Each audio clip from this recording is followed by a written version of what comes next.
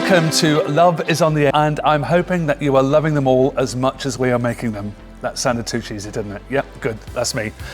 So, this podcast is specific to wedding suppliers and the kindness in the industry. It's so important to wedding suppliers to form alliances and trust within the industry to be able to support each other, and yourselves, of course. And that is why this podcast video conversation thing started, to give suppliers an opportunity to reach out to hundreds and thousands of newly engaged couples to get an insight to what the suppliers do and, of course, how they do it. As the series goes on, we'll build a database of episodes that will hopefully give those couples searching for a specific type of supplier some of the answers they need. So to keep updated with the videos and podcast, just follow or subscribe depending on which platform you're listening or watching this on. Anyway, my next guest is an absolute inspiration to me and so many others. Not only is she an amazing photographer, but also a fitness coach, although she doesn't do it both at the same time. That'd be funny. Although I have been known to do a few squats at weddings, but that's another story. Today's episode is a Brucey bonus, a 2-in-1 extravaganza. Welcome to the world, Alison Armstrong from Alison Armstrong Photography. Woohoo! Hi, Alison. Hi. Are you all right? I'm very well, thank you. Good. Welcome to Love is on the Air. This is amazing. Thank nice you to for have you having me. here. Oh no, of course. I wanted you on. Definitely.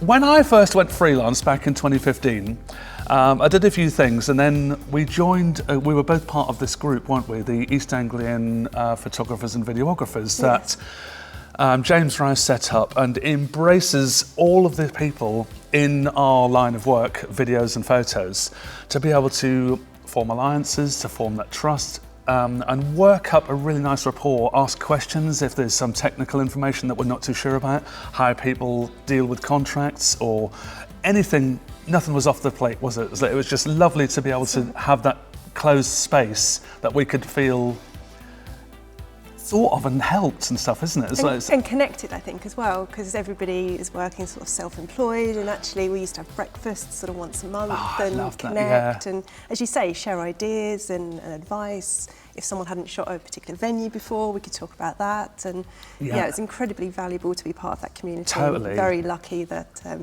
And I think one of the success stories out of that as well, which is one of the main reasons why we became very good friends, is because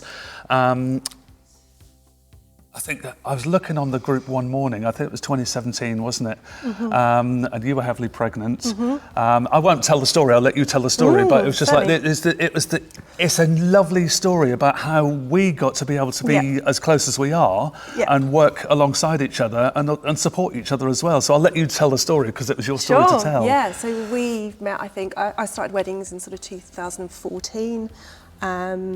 2011. 2011 was my first wedding, but as you say, a few years down the line, I had quite a scary incident in that I was pregnant at the time. It was only about 11 weeks at that stage, and I still had a few weddings that I'd committed to, and I went to bed all prepped for a wedding. Everything was absolutely fine, and then woke up in agony at 2 a.m. And ended up, the short version is, ended up needing emergency surgery.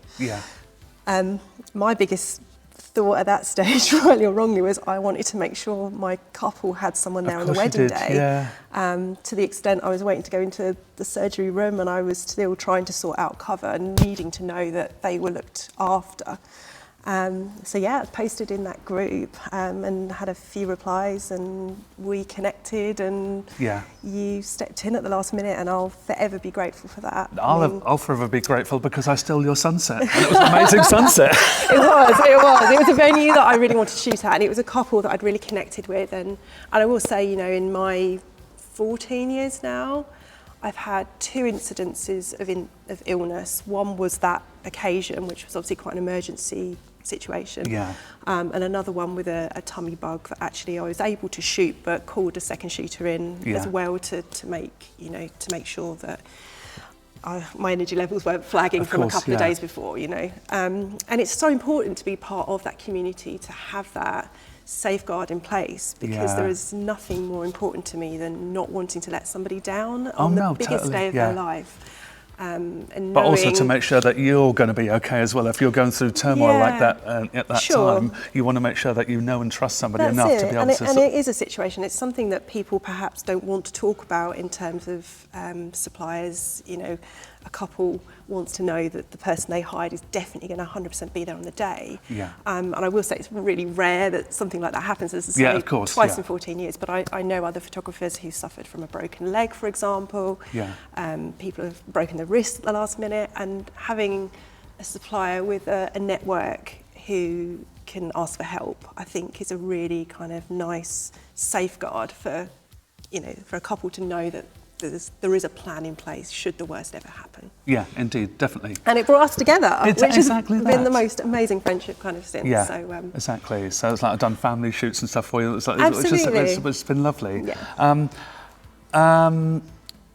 Yeah, I stole the sunset. It was like there was something else I was going to say then. I forgot. And what I think it that was. shot made like the front cover of like publication as well, or I think something, it did. didn't it? One of the Bride magazines, didn't Yeah, it, as well? Yes. yeah. So I was so happy for you. You know, Oh no! it was, But it was just nice to be able to step in. It's like, and I think that's what I was going to say. Actually, it's like when couples are worried about, you know, the photographer, and it's like, you know, what is going to happen just in case something happens to the photographer.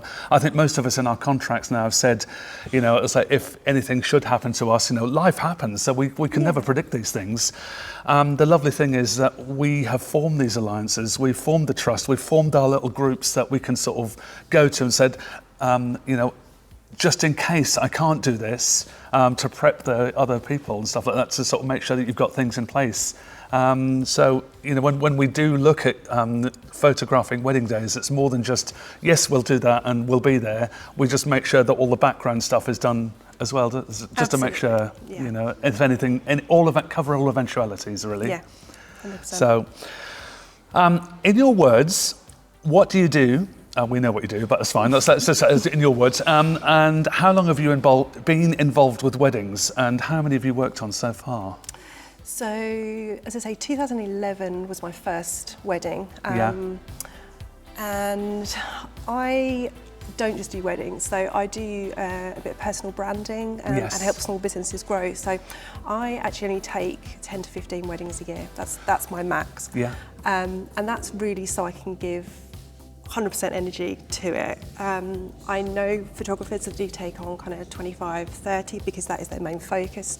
But for me, to be able to give the level of me and the energy and the service that's so important to me, I restrict myself to, as I say, 10 to 15. Yeah. And that works for me. So I've done less weddings over that period than, you know, somebody else perhaps that takes 25 to 30 weddings a year. Yeah.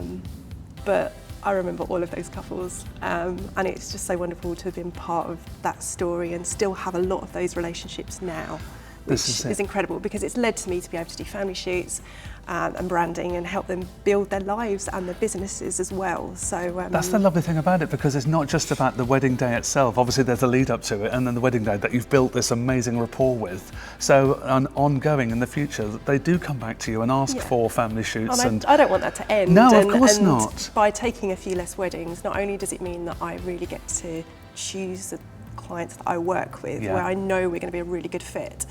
But it does enable me to have the time then to foster these other relationships, which is wonderful. And again, having this network we've talked about, if I meet with a couple and I feel that my style perhaps isn't quite what they're looking for, I've got no hesitation in tapping into our network and know that they're going to be better suited and give them the best service, because that's all we want. Exactly. Really. Yeah, no, totally, definitely. How have you seen the industry change? And what have you done to stay relevant, photography and fitness? Because obviously we haven't talked about the fitness side of it yet. So, I mean, how do you sort of bring both of them into play?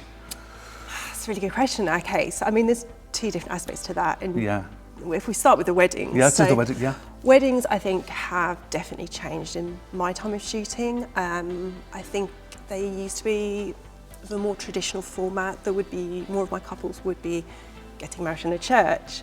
Having a sit-down dinner, whereas now I think it's wonderful in that people now are looking more at celebrating their love and making it the day that they want that's personal to them. So I see a lot more kind of festival weddings now, or venues where a bit more quirky and people Hence really. This one as well. Yeah, I mean, this venue is incredible, and it just enables people to really be themselves and bring in all those little personal touches.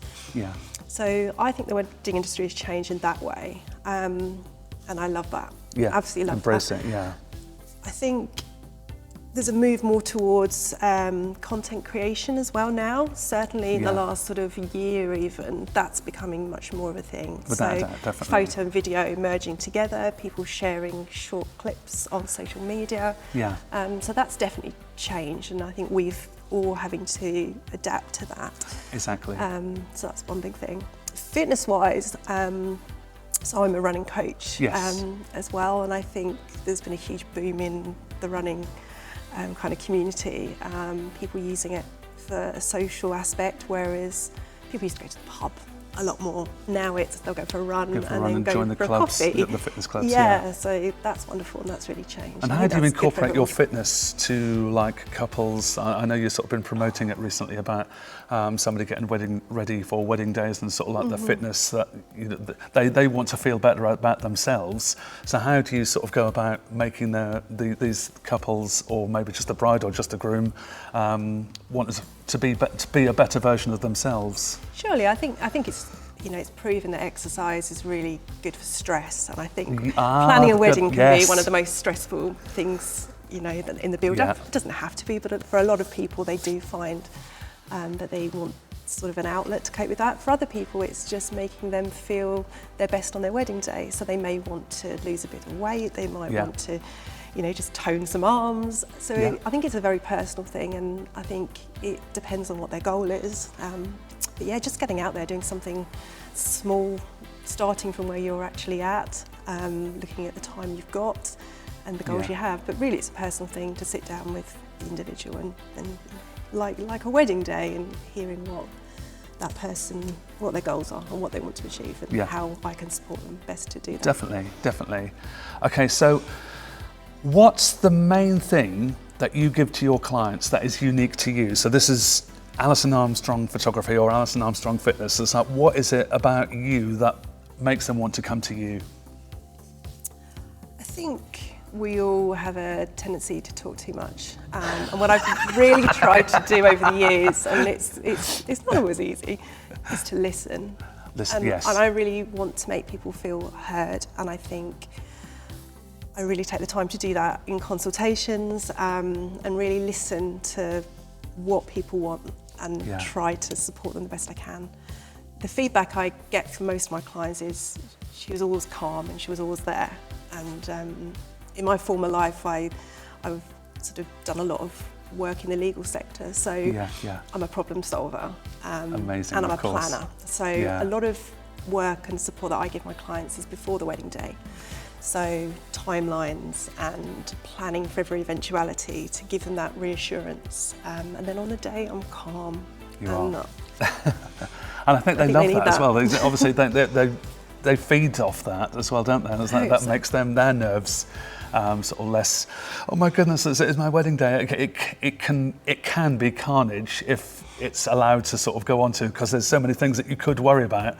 But I think the nice thing is you bring that relaxed energy to the day, and it's like, it's fine, it's all good, it's like, we'll do this, and it's like, and I think because you're so fluid as well, you'll just go with the flow, and it's like, if something happens, it's like, it's not an issue at all, we'll work around that, it's fine. And just you'll find a way around it to make sure that a problem is not a problem. 100%. Yeah. And it's often nothing related to photography at all. It's that's just the day as it happens. The things that we do, they get me, and they get all of me, and that. I've fixed dresses before, I'm getting stains out of things. That's the thing, yes, of course, I've had roof tiles slide off roofs. Oh my goodness. It's, that you expect the unexpected, but remain calm the whole day. And that brings me to the wedding that I did cover for you.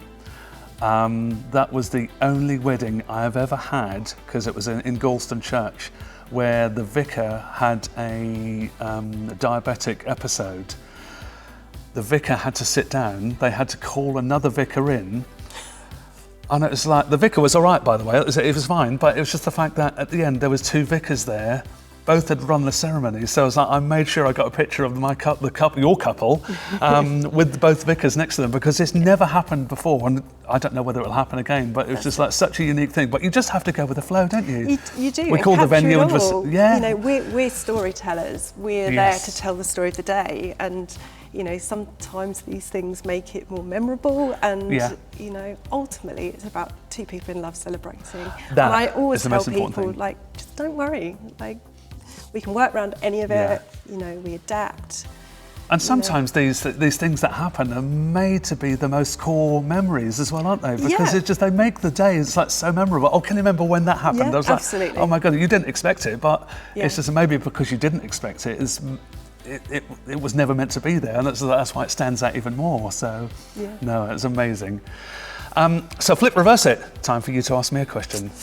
Dun, dun, dun. I mean, I know you quite well, but there's so many things. But if we keep it focused on weddings, I suppose, what's the one thing that you wish you'd learned earlier in your business?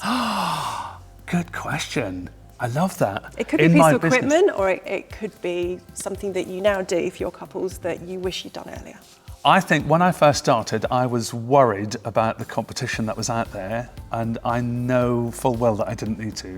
And I just think if there's anybody out there that's wanting to start up and be a photographer and stuff like that, form your friendship groups in the same industry that you're in, because you can help each other no end. It's just like we were talking about our group that we were part of, where we met. It's just so lovely to be able to have a place where you can go to and feel trusted, and it's like, no matter what you say, no question is a bad question, because if you want to know the answer, you need to ask the questions. And I think there's this huge big thing about failure now, and I think that's the thing I'm going to focus on, the fact that I was so worried about failing without knowing that to fail I would be learning at the same time. So I was just starting out. So, well, I'd been photographing friends' weddings since like 2003, but then went freelance in 2015. So afterwards, like, you know, it was always like a job alongside another job. So then went freelance, and I just thought, I was so worried about failing that I wasn't focusing on what I could bring. So embrace it all, I think. Yeah, definitely. Just embrace it. How do you define failure? Like, that's the other question there. You know, what is failing to you? Is it that it wouldn't have been a full-time thing? Is it a financial thing? I don't know. That's one thing that I've sort of learned over the years. You know, I'm not failing if I'm able to provide a wonderful experience to clients, give them some incredible photos to walk away from, or help someone on their fitness journey. And I think, you know, sometimes people look down on people that are doing photography part-time. People do that for a variety of reasons. Of course I they know do. some incredible photographers that, you know, take a certain number of weddings a year, and but are able to, you know, deliver the most beautiful photos and have that energy to keep coming back. And, you know, it's all about the people and the client experience. But yeah, just interesting to know kind of what your definition of failure was, because I think once we get our head around that, it's nothing to be scared of. No, I mean, that's the thing. I've had to learn not to be scared of it. But I think because failure, it's like there's such a big taboo subject. And it's like, we can't fail, we've got to win, you can't be second best. And it's like, hang on, if nobody fails, then nobody's going to learn how to improve themselves. And it's like, in this business, we're so lucky that we're learning new things all the time. Technology is going on, there's new cameras, there's new technologies, there's new ways of doing things, and we have to stay on top of that. So go out. I mean, the way that I've learned my photography was like, just what does this button do? Okay, that does that. Okay, what does this button do? It's like, and then we got, when I used to work at Sony, we sort of got a few sort of like technicalities about how the cameras work. And I just love photography anyway, so it's just like, just play around. There's so many ways to get to the end result, the same result. So you can go that way, you can go that way, you can go through the middle. It's like there's so many different ways to get the same result. So, and that's what makes us so different and unique, isn't it? This is the way that we come to these things and learn about things. So yeah, failure is not an issue anymore. I think that's good advice to anybody, to throw yourself in, and again, what's your definition of failure? Yeah, and also if you don't know the answer and you can't figure it out, ask somebody else that, absolutely, you know, is willing, more than willing to help out. Amazing community, amazing resources, and that's definitely changed over, you know, I think even when I started, there wasn't that community. It wasn't as accessible. Like now there's so much information on YouTube, there's so much information, you know, in the community, out there, just ask. And I think some of the issues with some of the, I knew a couple of them, the traditional photographers, is that there was such an enclosed, they weren't an open book at all. Yeah. Whereas when I first started, I sat with a photographer and like it basically said, you can ask me anything. I'm here to help. There's so many venues. There's there's so many people getting married. We're not going to step on each other's toes. In fact, we'll help each other out because we can sort of rely on each other. And it's like that stuck with me, and that's such a lovely way to go ahead. And it elevates us all. Yes. I was always told, or some wise quote was, "A rising tide raises all ships," and I live by that now. And I think that's right. We all help each other. We all grow. We all improve, and the industry standard goes up, which is wonderful for our clients. Indeed, definitely. Okay, so what type of couples would you say are drawn to you and your style?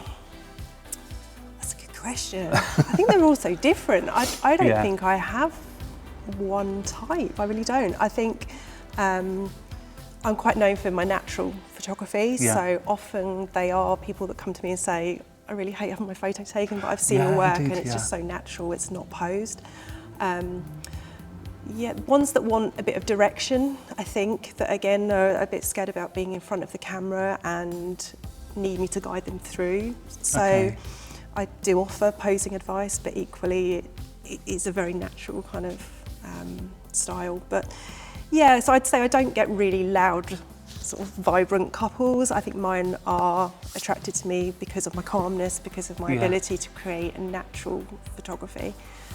But yeah, they're all so different in different venues, different weddings. And I think you're very lucky in the fact that you've been going since 2011 and you've got a lot of experience under your belt, and previous couples will recommend you because they felt so calm and happy with the service that you provided them. So it's lovely to have that recommendation side of things. I mean, it's a lovely position to be in. My whole business is built on recommendation. Love that. I've never done a wedding fair, a wedding show, which again I think is quite unusual these days for photographers, and I'm not saying I'd ever rule it out, but for me they are quite an intimidating environment. I remember when I was getting married to go, and it was just all this information, it was too much. I had to grab all the leaflets and then leave and kind of sit there with a cup of coffee and go through it all. But I'm very lucky that, it's either recommendations from other photographers or clients, and I've been able to grow that way. Amazing. So let's get serious for a second. Serious. What is the one piece of advice that you try to give your couples to follow? So you've been doing this since 2011. You've learned a lot of information and knowledge in what you do and can deliver. What's the one thing that you really hope that they will follow your advice on to make it easier for you and for them? Can I have two? Of course you can. I'll be quick. Yes, do it. So number one is have a timeline. Yes. But don't be afraid to deviate from it. Yeah. And the other one follows into that, and that is keep your group shots to a minimum. Yeah. So they're the two. Totally timeline, I do timeline with my couples, I'm sure many photographers do, where we'll have a rough idea what time I'm going to be here, how long we're going to need for this aspect, just to make sure that they list any really important photos there, and we make sure we can capture it all. And group shots fits in with that. Definitely. I always say, on average, 3 minutes per group shot is what I tell my couples. Once you pull people in. Take a few so people are, all looking in the right direction, no one's got their eyes closed. So 10 would take half an hour, 20 would take an hour.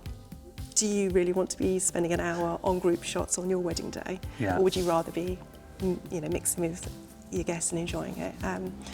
Having said that, if group shots are really important to someone, we do it. I'm happy to do it. It's their day, it's what they want. But my experience has told me over time, when I've had a group shot list of sort of 25, 26, by the time we get to about 15, people are like, I've had enough now. I don't want to do it. Yeah. And it's not that exciting for guests either. So, no.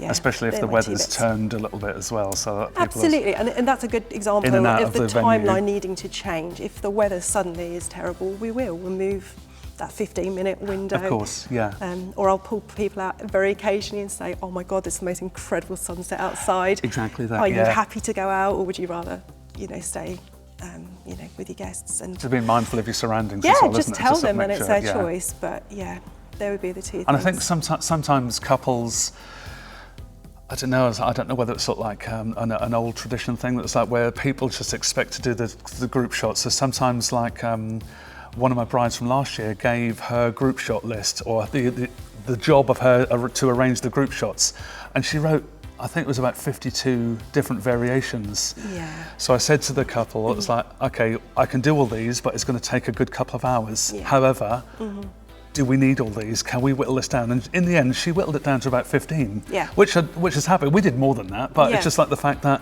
you don't really necessarily need all of these group shots, because we can get the most important ones, and then we can be a shadow to the couple once they're walking around. And you know, let's get a quick shot of these people here. Yeah. It's usually just the main family and stuff like that as well, or if there's people that they haven't seen for years. I think with group shots as well is to think, what are you actually going to use them for Yeah. in the future? You know, you're not going to put 50 group shots in an album.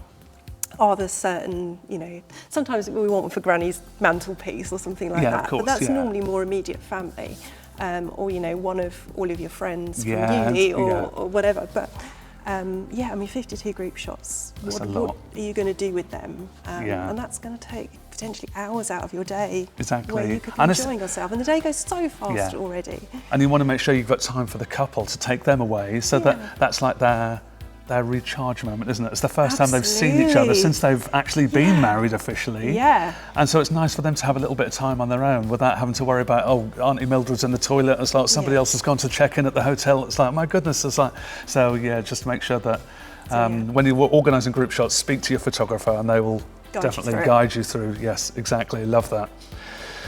Okay, so favourite joke. 3, 2, 1, go. So I'm so bad with jokes. That's all right. I'm so bad with jokes. So yeah, I just either don't remember them or can't tell them very well. No, it's it's just not my thing. I love that you're honest there. I'm just honest about it. I will tell you the one that my daughter, it was her first ever yes. joke. So she was only, I mean, she was probably 4 or 5 at the time, but she had just watched Frozen. So she said, Yeah. why can't Elsa hold a balloon? I don't know. Why can't Elsa hold a balloon? Because she'd let it go.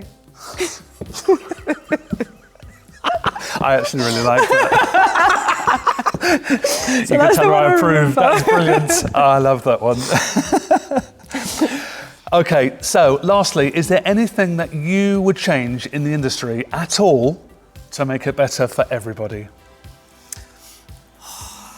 That's a really tough one.